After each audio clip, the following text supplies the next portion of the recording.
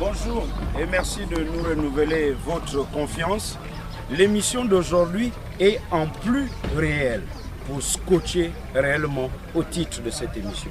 Aujourd'hui, nous allons à la grande décharge municipale de Libreville, la capitale gabonaise. Là-bas, y vivent des familles gabonaises. Comment vivent-ils et quels sont les risques que rencontrent ces familles? C'est en prélude au grand reportage que nous allons réaliser sur la problématique du ramassage des ordures dans la capitale gabonaise. L'enfer de Mindoubé commence maintenant et Gabin et Dieudonné ouvrent cette série de reportages.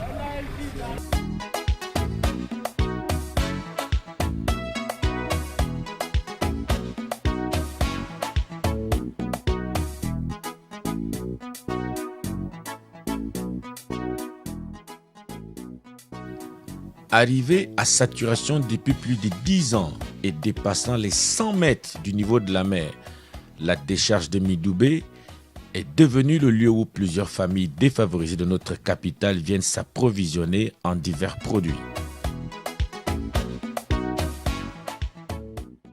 Bonjour. Bonjour. Vous habitez par ici? Oui, j'habite juste là en bas là. Vous êtes les voisins de la décharge alors? Oui. Comment vous faites pour vivre au quotidien avec toutes ces mouches, toutes ces fumées et toutes ces odeurs? Comment vous faites? On essaie un peu de se débrouiller puisque c'est là où on décharge tout. Donc on est obligé de faire avec c'est ce qu'on a. On voit là. Et là vous alliez où là? Là je m'avais juste à la poubelle. La poubelle.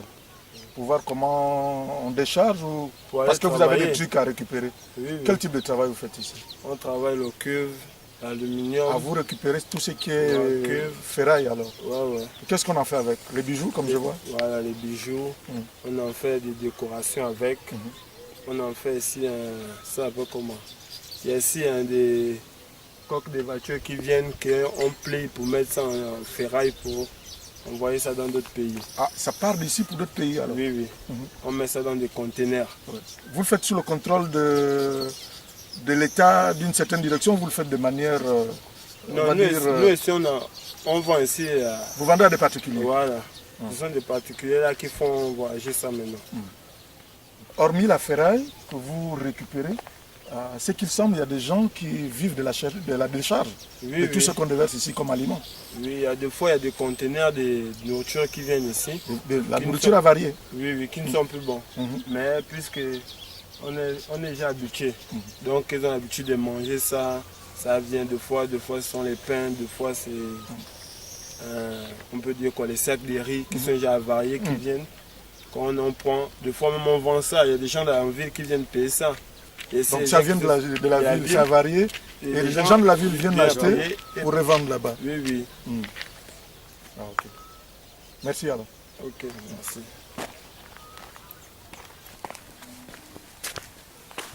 Bonjour. Bonjour maman, comment ça va? Ça va un peu, sauf que le cœur n'est pas encore guéri. Ça va aller. Ça va aller. Ça, c'est quoi? C'est Moutouki? Moutouki, oui. C'est des vêtements qui viennent d'à côté? Oui, maman prend 100 francs dedans. J'ai trouvé mes 100 francs, je suis assise, je ne travaille pas. J'ai trouvé mes 100 francs dedans. Et il y a quand même des clients? Bien sûr. Qui viennent de la ville ou des clients du quartier? Ville comme quartier. Tout le monde s'habille là. Oui, j'ai trouvé mes 100 francs dedans, je ne demande pas. Non, mais c'est Le bien. travail, je ne peux pas faire, je suis malade. Bien sûr. Alors les gars, ce feu-là, il est dû à quoi? Il est dû à l'ordure. L'ordure qui est ici depuis qui est ici là. Ce sont ces ordures-là qui se sont embrasées qui ont provoqué le feu. Voilà. Ou c'est vous qui les avez brûlés? Non. Le feu a commencé depuis là-bas, la première C'est maison. l'ordure qui est en train de C'est coupé, Oui. deuxième maison qui sont coupées. depuis l'ordure en bas. Dans le feu est sous-sol. Donc le feu a commencé depuis le feu est sous-sol, là-bas. sous-sol. Sous-sol.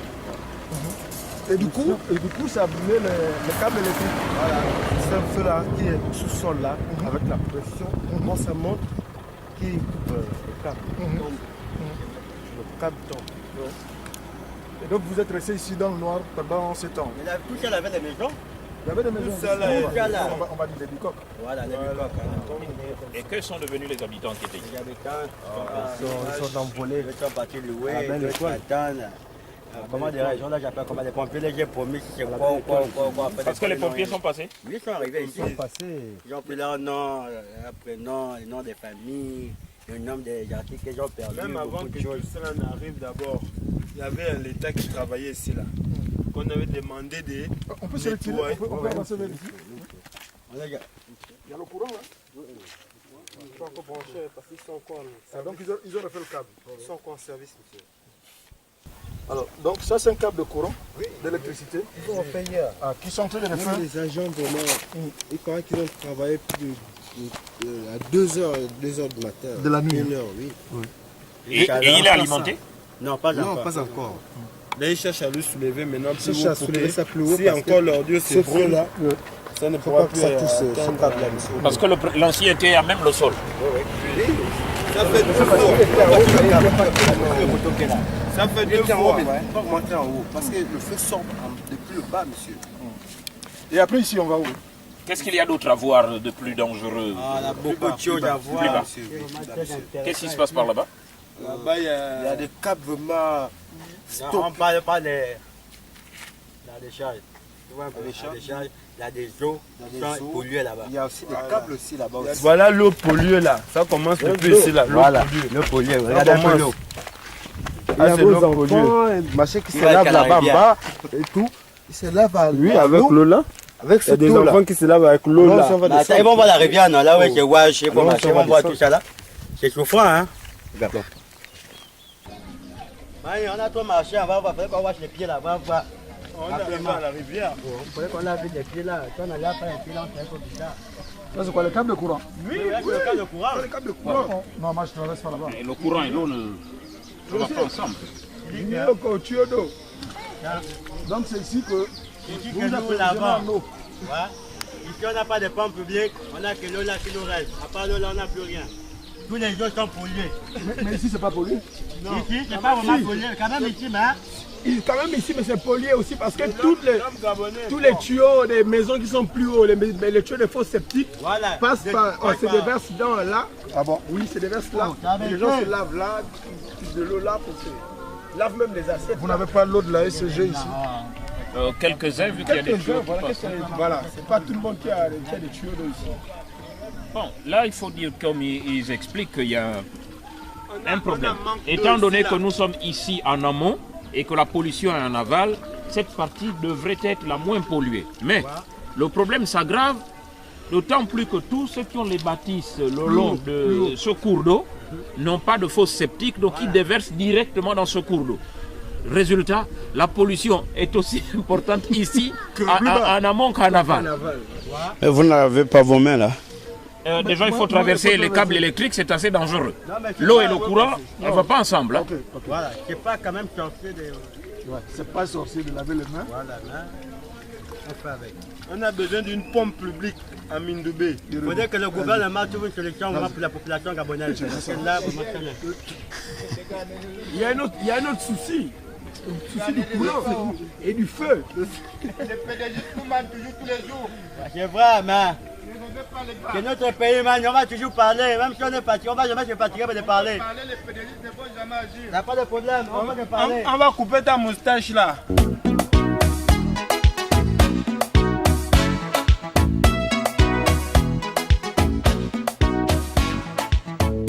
C'est sans compter sur les risques à encourir que certaines personnes ont érigé des maisons ou des abris de fortune malgré les risques graves que présente le site pour la santé publique et l'environnement.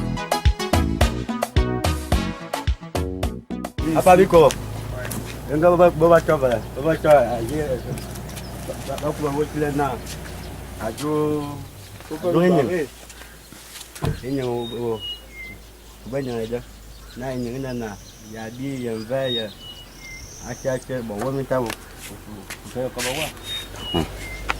Bonjour, il s'appelle Papa? Oui, Papa Bikoro. Papa Bikoro. Bonjour. Tu habites ici? Et c'est là ta maison? C'est là où tu dors? Ma maison est en train de se brûler.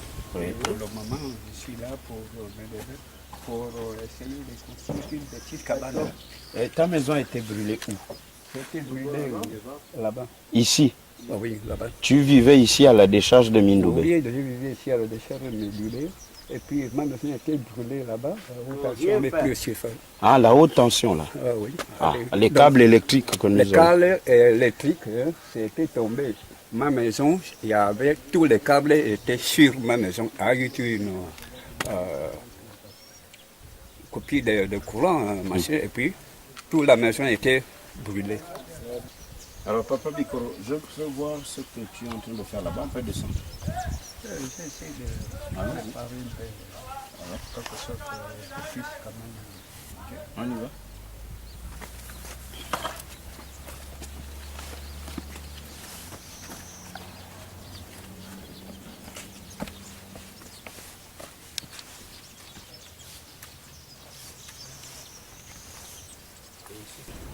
Et là, tu t'apprêtais à mettre le feu. Et c'est ça, que tu devais manger là. Oui, c'est ce que je devrais préparer. Oui. Je suis en train de préparer. Oui.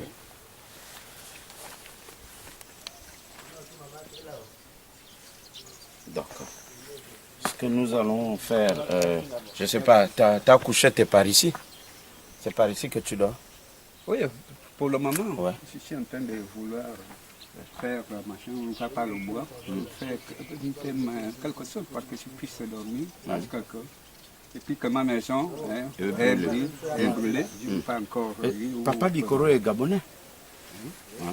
Vous êtes gabonais. Vous avez des enfants, vous avez de la famille. Oui, j'ai des familles. Et les enfants? Oui, les enfants. Une femme? Oui. Ils sont ici? Oui. Ah bon? Mais pourquoi est-ce qu'ils ne prennent pas soin de vous? Qu'est-ce qui s'est passé? S'il y a des problèmes de famille? Est-ce que certains membres de votre famille ne savent pas que vous habitez ici? Non, ce sont des problèmes particuliers. Des problèmes particuliers. Oui. Et cela fait combien de temps que vous habitez ici, à la décharge de Mindoubé? À la décharge de Mindoubé, ça me fait 10 ans. 10 ans? Oui. On habitait d'abord là-bas, sauf qu'on nous a dit de quitter. Oui. J'ai construit encore l'autre maison là-bas. La maison était écroulée. Après l'autre là, c'est ce qui vient d'être maintenant brûlé là. D'accord. Ben, on va te laisser continuer à faire ta cuisine. Oui. Merci.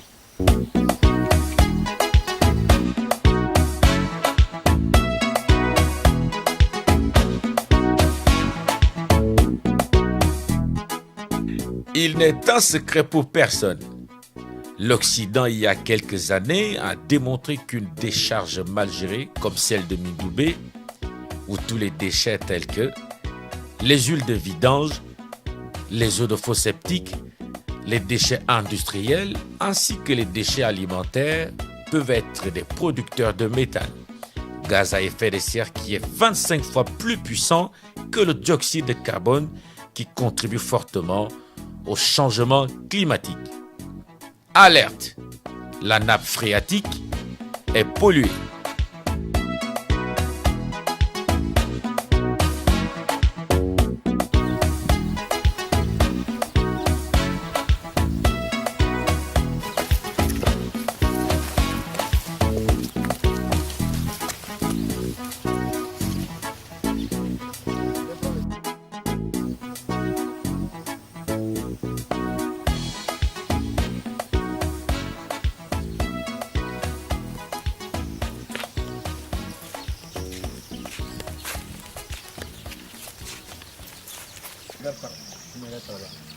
Ici, avant, tu l'avais ici. On faisait du pique-nique. On venait s'amuser avec des petits frères, des petites soeurs. Il y a combien de temps? Ça fait aux environs, ça fait déjà au moins 6 ans, 7 ans. C'est en quelle année? 2008. 2008. Et donc, il n'y a pas longtemps que le coin est pollué. Non, c'est pas longtemps. Alors donc, ici, on mangeait les poissons d'ici. On se lavait dans le grand lac qui est là. On faisait Et la depuis pêche. que c'est devenu pollué comme ça, on n'arrive plus à faire quelque chose dessus. Même pour venir. Même pour te laver, c'est dur. Que l'eau est polluée. Maintenant, attendez, on va laisser passer le citoyen.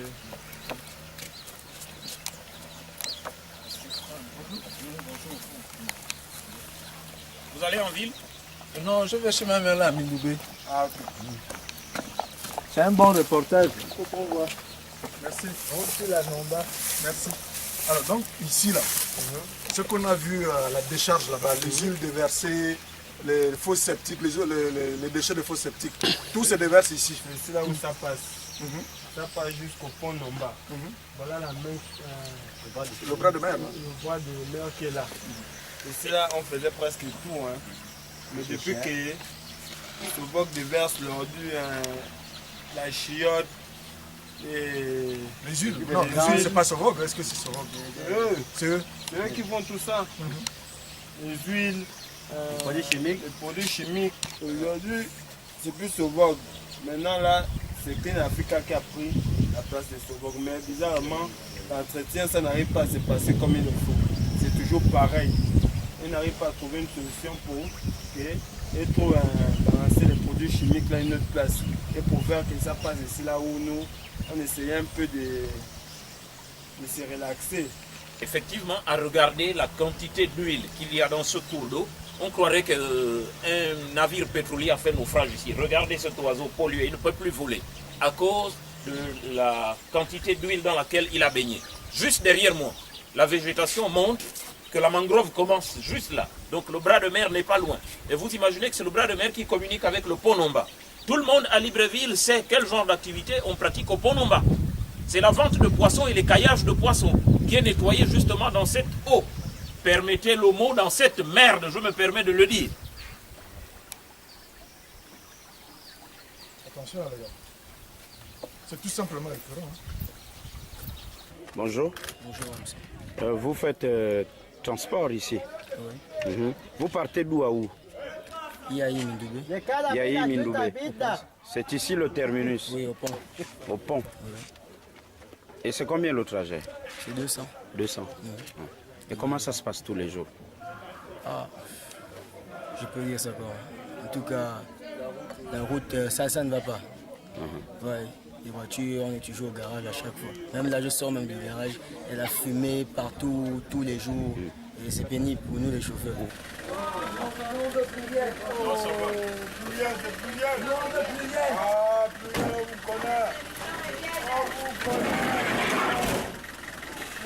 Nous, on ne veut pas tout ça, on veut pluriel. Ça n'avait qu'à revenir.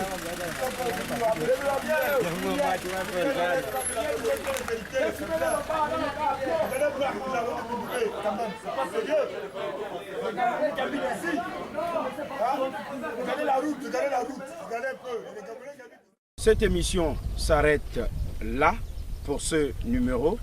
Plus réel, nous prenons rendez-vous la semaine prochaine. Nous tenons vivement, je dis bien vivement, à remercier les habitants qui vivent autour de la décharge de Mindoubé.